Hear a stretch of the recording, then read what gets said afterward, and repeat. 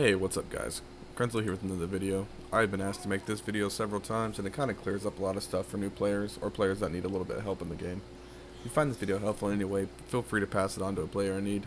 Also, don't forget to drop a like and hit that subscribe button. It really helps the channel grow. With that being said, let's get into this, shall we? So we're going to break this video up into sections, and the first one I want to cover is inscriptions. And the reason I want to cover this one so early is because it's something that I personally ignored for a long time in the game. And it wasn't until I actually dived deep into it that I became a much better player. So inscriptions is a huge part of the game. It goes deeper than just looking at the base stats of an item. Learning all the inscriptions and what they do is what I would first suggest getting comfortable with. For example, the Carleon sword, it gives you a 25% physical damage, but it also gives you the first tier of courage, which is another 5%. So it's already a 30% physical damage item. Pairing it with other courage items will only greatly increase the physical damage of the inscriptions on top of the already flat percent from the items in that category. Likewise, with the basic Carleon staff, it's a 30% magical item that increases additional 5% from the tactics inscription. With every item, just look at what comes with the base stats of it and see what fits into your current build. Some inscriptions are really easy to complete, like for example the Miser inscription, which increases your gold percentage. It only requires 3 items, and those items already increase your gold percentage anyways. Some inscriptions are a little harder to accomplish, like the tactics and the courage, which require 7 items to complete the inscription. So when you're going through your runs, just try to keep an eye on what you have and what you can build towards. Getting comfortable with what items fit into what category is definitely helpful, and for that I use the wiki for Skul The Hero Slayer, and I will drop that link in the description below. A lot of the skulls in the game really only work to their full potential with the full inscription, or at least like a good portion of it. For example, the chase inscription increases the damage you do with the distance to the target. So a perfect example of this would be the sniper or the archer, which if built properly into the chase inscription can put out amazing burst damage with his abilities. I did a run the other day with archer with the chase inscriptions, and in chapter 4 with the champion, I cleared it in less than 10 seconds because he had the rapid fire ability and I was all the way across the map, and it just put out insane damage. Another good example of this is the madness inscription with the werewolf. It increases attack speed, and if you pair this with the explosive sword, which is an item in the game, explosive sword does explosive damage every time you crit. So with werewolf, it has increased crit rate depending on how far he's moved. Pair that with additional attack speed and he is critting almost all the time. So these are just some things you need to look for when you're building inscriptions and you're getting deep into your runs. I've done runs where I've kind of flirted with doing a couple inscriptions at the same time until I decide what I really wanted to go for. Now there's going to be runs where you're getting to the first hero and you still don't have a full inscription set, which is fine. A lot of the runs I do, I don't actually go for full sets. I go for what's convenient at the time and I build around that. So that kind of does it for inscriptions. You really just gotta learn the items, learn what inscriptions they fit into, and learn how the inscriptions can affect your gameplay or affect certain skulls. The next category I want to look at is how to balance your gold and your bones. So a crucial part of Skul is upgrading your skulls and buying items from shops and using gold to interact with NPCs. So knowing when to go for gold and item runes versus going into a skull room is a huge benefit to your runs. Now there's no simple answer to this question. Skul is a rogue-like RNG game. Getting a legendary skull off the bat, whether you destroy it for parts or you use it, completely changes when you need to go into a room. So a basic rundown of what I do is leave the demon castle with 1 skull and 1 broken down skull for a minimum of 5 bones. Usually 2 items, unless I feel 1 item is going to be completely useless, so I can usually leave the demon castle with 5 bones and roughly 300 gold. You get the gold from breaking down the items, which is a permanent upgrade, and we will get to that soon. From there, the levels prior to the first shop, my goal is to get at least 10 bones, which is 1 skull broken down minimum since leaving the castle, and roughly 1,000 gold. That way I have the opportunity to buy 1 item minimum and upgrade my current skull if it's a common. If I start with a unique skull off the bat, I may go a little more bone heavy to get the upgrade after the first adventurers. By the second shop, I would like to be sitting at another 10 to 20 bones and another 1 to 2,000 gold, just to leave my options open. By the end of chapter 1, I want to have my 30 bones. I want my second upgrade, and this is the formula I use to start my runs. Leaving doors open for whatever I may want to do, not going too heavy one way or the other. If by chance I pick up a legendary and decide to roll with it, I'll almost completely ignore skull rooms until I have the build that I am looking for. And with that being said, this is the one category that fluctuates so much between builds. because everything you do is going to change how you're going to go to the next room. Getting a rare skull for 23 bones is going to dictate whether you really need to hit another skull room so early, or if you can go and get some gold or an item. Another thing I want to talk about is how do I choose an item room versus a gold room? And this is a really good question because it's something I struggled with for a long time, is not knowing when to grab an item or when to go for gold. And a good rule of thumb I use is that if it's before the first shop, I almost exclusively go for gold over items. That way, going into the shop, I have enough gold to reroll shop if I need to, or grab certain items, if not multiple items. Past the first shop, it's very similar, skulls and gold majority. And then past the second shop, I almost never hit gold rooms. I will always hit item rooms. That way I still have an opportunity to get items for my build before the final boss of that chapter. So it really depends on what you need at that time. But for me, anything past the second shop of the chapter, I'd much rather go and potentially get an item. And then if I don't, I break it down for anywhere between 300 and 800 gold, so it wasn't useless as is. Another thing that might alter the way I do gold and items is the inscriptions I have.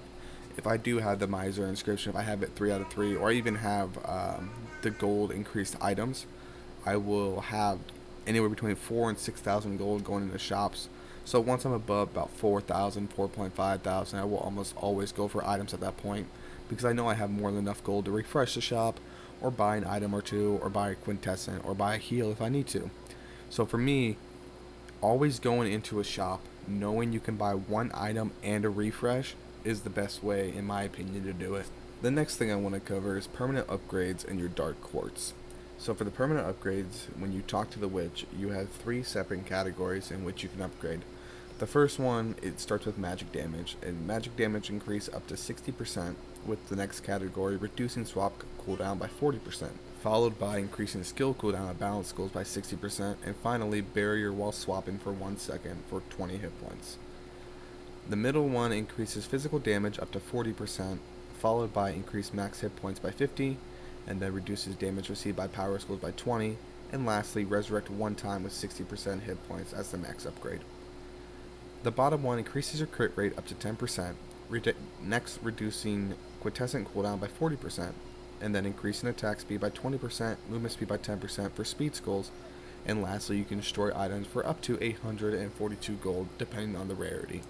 Now, in my opinion, getting physical and magical maxed as quick as possible is a go-to.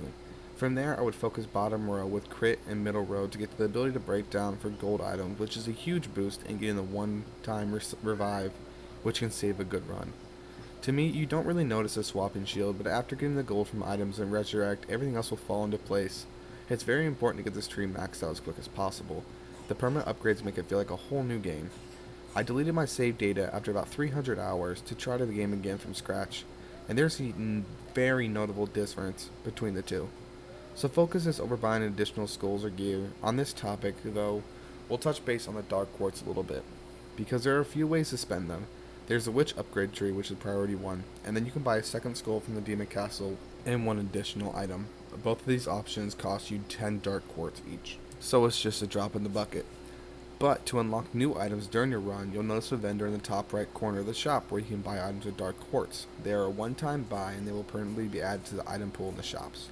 These can range anywhere between roughly 600 to a couple thousand dark quartz to unlock them. There are only a few items that I think if you see them without a second thought you buy them, which is the Kyrian Sword, the Pot of Greed, and the Hope Slasher, just to name a few. These items can completely change your run, especially in my opinion the Kyrian Sword, which is the top 3 item in the game in my opinion. Some of these items can feel pretty lackluster, so be careful with your buying with them. Make sure you get your tree maxed out first, and then you can just worry about unlocking everything and buying everything. On top of that, the 2 new skulls that were added to the game do need to be bought from this dark quartz vendor. I do not recall how much they were. They might have been 200 to 300. They are also a one-time buy, and then they can spawn in the demon castle as well. So that kind of covers the dark quartz section and the permanent upgrades. The next section I want to cover is mechanics and muscle memory. One thing I cannot stress enough is this game takes time to progress. Do not get frustrated if you're stuck on the first adventure, the first boss, or the last boss. Work on your build, but build that muscle memory for the mechanics. Memorize them. My biggest bane for the longest time were the twin sisters, and they gave me so much hell my initial playthrough of the game. Even to this day, the no-hit achievement for them eludes me. But my biggest advice is to truly have fun with the game, try new builds, find specific styles and or skulls that fit your playstyle that you can feel comfortable with. And as you're doing that, you are slowly training your muscle memory to the moves of each individual enemy and boss. This game is one of my favorite games in a long time. I can't remember the last time I spent this much time in a game, and I'm able to do that because I am truly enjoying it. I don't care if I die at St. Joan, I don't care if I die in the final phase of the first hero. This game is a journey, and you just have to have fun and keep at it. And as you keep doing that, you'll slowly get better at each individual enemy and each individual boss fight. Now there's obviously certain builds that feel way more powerful and you feel like, oh well, I'm way better at this game now. And then there's builds that make you feel like you don't know how to play anymore. It just takes time, it takes muscle memory, and keep at it. Now to wrap the video up, I'm going to break down how I personally build my run when my Twitch chat isn't actively breaking it down with channel points. And you know who you are. So when I start, I will usually get 2 skulls and 2 items, as I have every item in the game, but at that point my skill tree is maxed out. So ideally I get a common skull I enjoy playing, plus a unique to break down. If that's the case, then I make sure I get at least 1 skull room before my first shop. Every skull plays a little different. If you're still getting comfortable with the game, I suggest strictly building around courage for physical attack and tactics for magical, as they are easy to build around and don't really depend on play styles. So the ideal situation is finding items to my build, at least 1 to 2 per chapter, and going into the first hero with my build going the way I want. Now as for upgrading my skulls, I usually want to take my common to unique by chapter 2, and my legendary before Chimera. Now with that being said, every decision I make changes my plan going forward just slightly, meaning there isn't just one way to build it. The last piece of advice I can give is don't get too stuck and too hung up on a single idea of like, I want to build my chase. Because if the shops aren't giving the items you need, or you're not picking up the items in the item room, you're kind of shooting yourself in the foot being so hung up on it. And that kind of finishes how I would build my run. That was a lot of information to put in a single video, and I plan to make videos on some of these categories to really dive in them, as I wasn't really looking to make a 2-hour beginner guide. So get familiar with your inscriptions, find your balance between gold and bones, make sure your skill tree is maxed out, enjoy the game, and get familiar with the enemies and bosses. Find your way to build your runs. What I do isn't the end all be all, so put your own twist on it. Hopefully, if you stuck through the entire video and you found some value in it, and you don't forget to drop a like and subscribe. Also leave a comment down below, let me know where you're at in the game. Are you new? Are you on the grind to beat it? Or are you a regular runner like myself? I will leave the link to my Discord in the description, as well as my Twitch link. I stream every day. On Sundays and Wednesdays I stream in the morning CST. Thursdays and Saturdays I stream in the evening. And that does it for me. You guys have a great day, and I will catch you in the next video.